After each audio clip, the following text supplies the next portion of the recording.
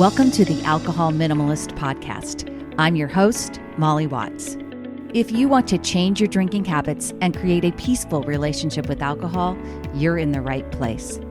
This podcast explores the strategies I use to overcome a lifetime of family alcohol abuse, more than 30 years of anxiety and worry about my own drinking, and what felt like an unbreakable daily drinking habit.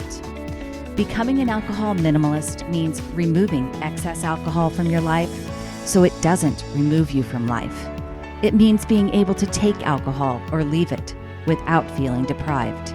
It means to live peacefully, being able to enjoy a glass of wine without feeling guilty and without needing to finish the bottle.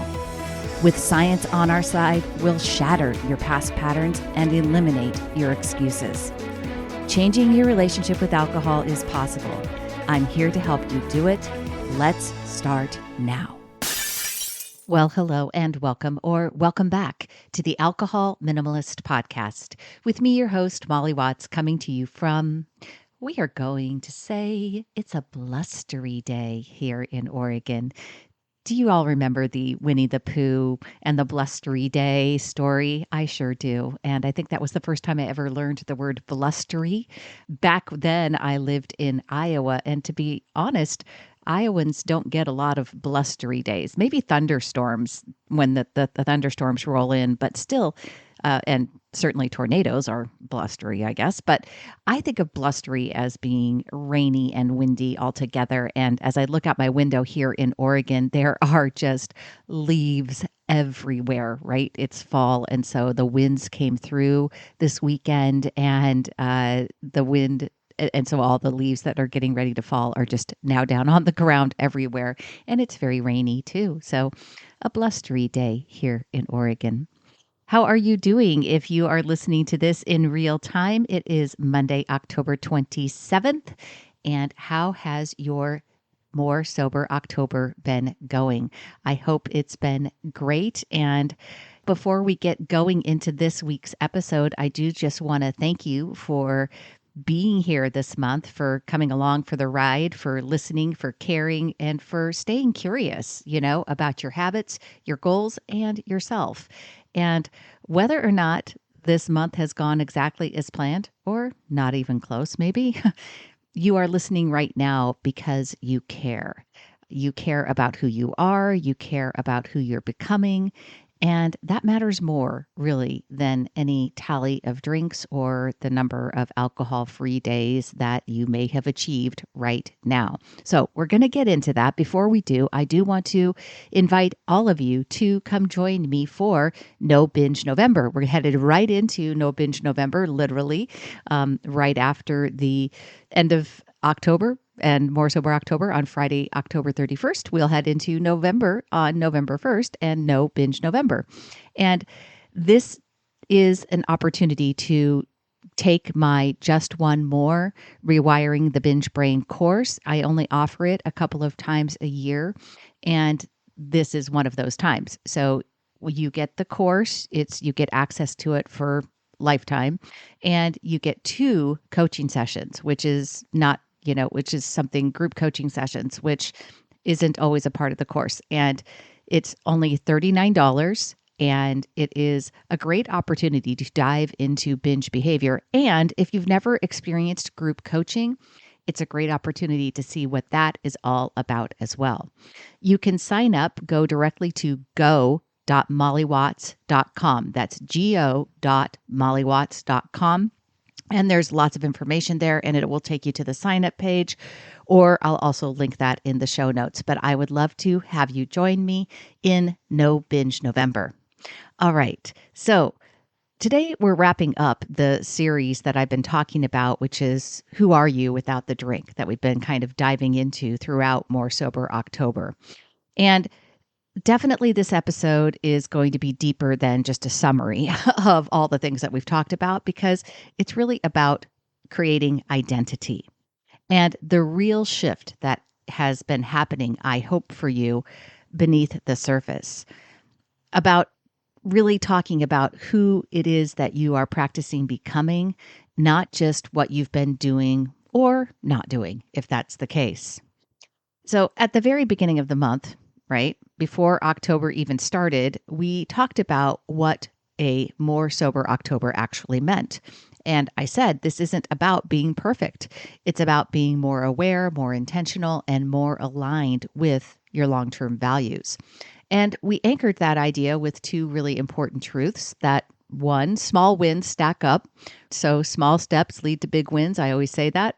And that we want to choose progress over perfection because that's what creates sustainable change. And I know many of you just have a goal of getting through October, maybe being completely alcohol free or really upping your game, and you're not thinking about creating sustainable change. My hope for you is that it does help you want to create sustainable change when you take part in these month-long activities. In episode 1, we tackled something that can feel like, in episode 1, I should say, of the More Sober October series. I think it actually published on like September 29th. But we talked about what to do when drinking feels like a part of your personality. And we looked at how alcohol becomes part of people's identity stories, not because it's actually who you truly are, but because you've been practicing it for a long time. And that practice becomes familiar, it becomes scripted. And over time, we mistake that scripted behavior for the truth of who we are. In this episode, we introduced a powerful idea, and that is that you are the author of your identity. And every small conscious decision is a way of rewriting the script. And so, your story has not ended. What you've been doing in the past does not dictate what you are going to do in the future.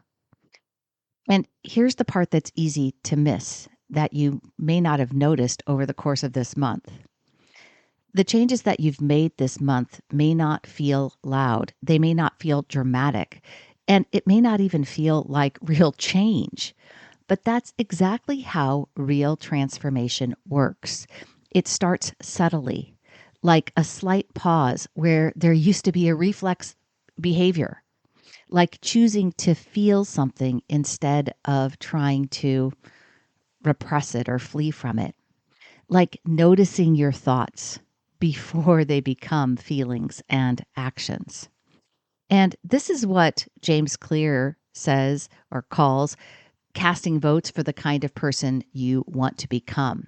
He says every action you take is a vote for the type of person you wish to become. And that means that every time you choose, or you chose this month, curiosity instead of criticism, every time you paused instead of pouring a drink, every time you showed up for yourself, even after a messy moment, that's you voting for who you are becoming. No one vote defines you. Together, votes create a pattern and they build identity evidence. And that's the shift that I want to celebrate today. Hey, it's Molly, here to talk to you about Sunnyside.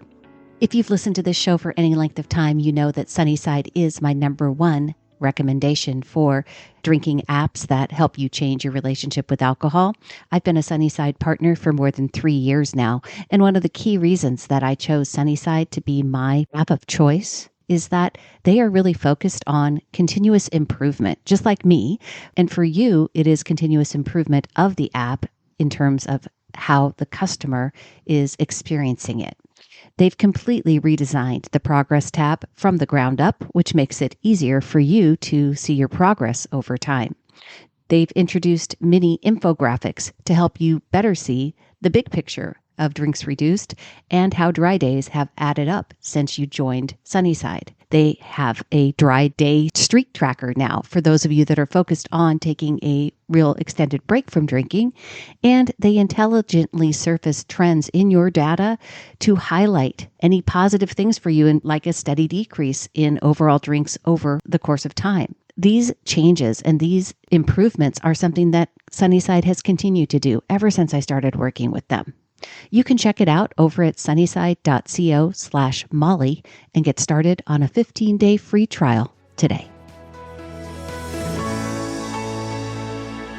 So let's take this one level deeper. You know, I can't resist a little neuroscience. So let's talk about what is actually happening in your brain. When you repeat a behavior, especially one tied to emotion or a feeling that you've had frequently, you strengthen the neural pathway associated with that pattern. And this is your brain's way of making things more efficient. We do this often, so let's make it automatic, right? We've talked about this many times here on the podcast.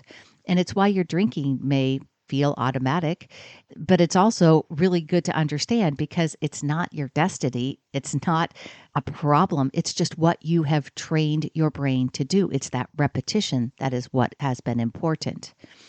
Because your brain is plastic, the neuroplasticity, right? It means that it can change and it can build new pathways. And when you intentionally choose different responses, even if it's inconsistently, not all the time, you start activating new circuits. And with repetition, those new circuits become easier. And that's how your default identity begins to shift. Not because you force it, but because you practice it. In another episode this month, I think it was maybe the third episode because we did have an interview with Ian from Sunnyside mixed in because it was just timely and I wanted to share it. But the third episode for More Sober October, we talked about celebration and what it means and how to reclaim it. I introduced the SPARK framework as a way to generate joy without relying on alcohol. And what I hope you took away from that episode is that celebration really isn't about a beverage, right? It never has been. It's about how you show up for that moment in the moment. And I want you to think about too, as we are wrapping up this month, that you are also allowed to celebrate yourself. Not because you were perfect this month, but because you kept showing up. You resisted the story that said it's all or nothing. I have to be perfect or it doesn't count. You made new meaning out of some familiar moments. You started to look at them, observe them, become aware of those default patterns. And you noticed things that you hadn't maybe before. You honored your own values, even when it wasn't easy. And that's not small. That's growth. And it is worth celebrating. Not with a drink, but it's worth celebrating. So here's the truth that we're closing in on. Becoming the person you said you would be isn't about reaching some final version of yourself. It isn't about never slipping or stumbling.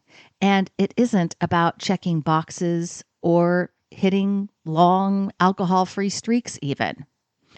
It's about showing up over and over again in a way that aligns with your long-term values. It's about building trust with yourself through action, not outcomes. And it's about telling a better story, not a perfect one. This is what makes change sustainable. This is what makes it real. And I hope it's what you've been doing this month, maybe without even realizing it. As we wrap up this More Sober October, I want to leave you with a powerful practice. I would love for you to write a short letter to your future self. Not because the current you isn't enough, but because your future self needs the reminder that you have already begun, and we want to recognize those small steps. And here are some prompts to get you started. This is what I've learned about myself. This is what I want you to remember next time it gets hard. This is what I'm proud of from More Sober October. This is what I know is possible for you. You can journal it, you can type it, you can speak it into a voice memo. I don't care. Whatever helps you connect with the idea that you're writing something to your future self that you're going to look back and reflect on. What matters is that you give yourself evidence.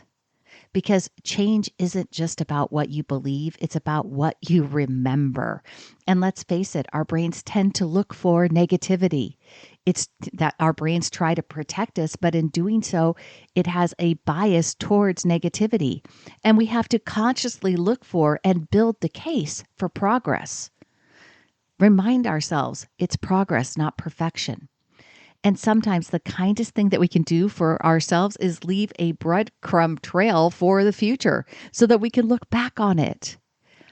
In my coaching practices, I've got people that have been working for over time, and they sometimes, after doing things for a while and then having a misstep, they want to really dive into a lot of negative self-judgment and losing all that compassion and curiosity because they feel they get the story going that it's like, well, I should know better because I've been doing this for so long.